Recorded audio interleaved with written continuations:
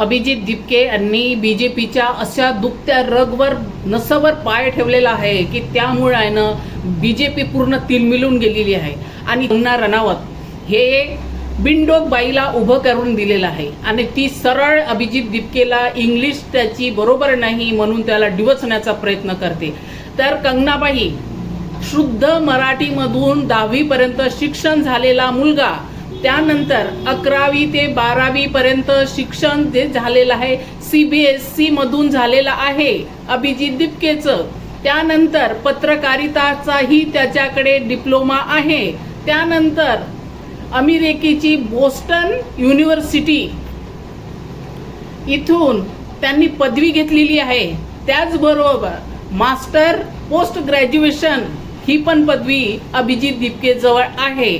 आणि त्यांना इंग्लिश सांगितल्यापेक्षा अभिजित दिपकेला तू आपल्या नेत्यांना सांग टेलिप्रॉम्प्टर ते ज्यांना एक शब्दही टेलिप्रॉम्प्टर शिवाय बोलता येत नाही. आणि त्याचबरोबर 4थी फेल असलेल्या लोक सुद्धा ज्ञान वाटतात की ज्याला अभिजित दिपकेला इंग्लिश बद्दल डिवचण्यापेक्षा तू इंग्लिश कशी शिकली हे महत्वाचं.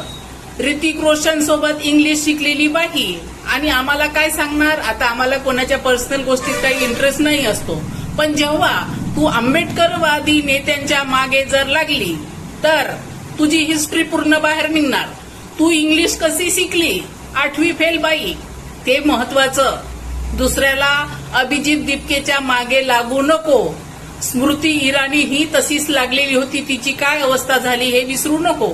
अभिजित दिपके हा आंबेडकरवादी मुलगा आहे, आंबेडकरवादी नेता आहे आणि समाजाला तो दुरुस्त करण्याचा प्रयत्न करतो की जे गंदगी बीजेपीने इथे साठवून ठेवलेली आहे.